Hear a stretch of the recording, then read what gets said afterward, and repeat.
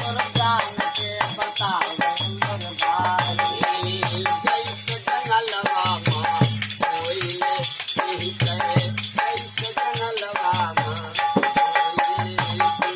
जैसे जंगलवा माँ कोयल के, जैसे जंगलवा माँ कोयल के।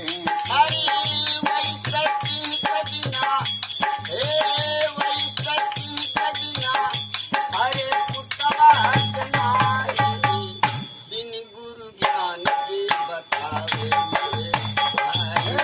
बिना गुरु ज्ञान के बतावे मोर भाई, बिना गुरु ज्ञान के बतावे मोर भाई। बतावे मोर भाई, बतावे मोर भाई, बिन गुरु ज्ञान के बतावे मोरे भाई।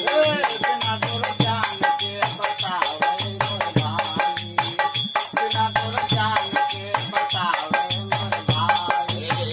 कैसे करैया के चलवा जलत है, कैसे करैया के चलवा जलत है।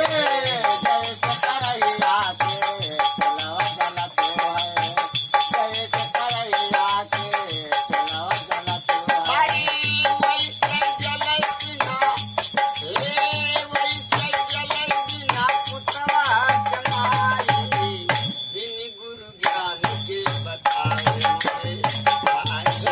बिना गुरु ज्ञान के बतावे मोर भाई, बिना गुरु ज्ञान के बतावे मोर भाई। बतावे मोर भाई, बतावे मोरे भाई, बिन गुरु ज्ञान के बतावे मोरे भाई। बिना गुरु ज्ञान के बतावे मोर भाई, बिना गुरु ज्ञान के बतावे मोर भाई। कैसे कैसे गठिया में लकड़ी जलत है, जैसे अगतिया में अग्नि पताके, जैसे अगतिया में अग्नि पताके। हरी वैसे गदा कबिना, वैसे गदा कबिना, हरे पुतवा जमाई, बिन गुरु ज्ञान के बतावे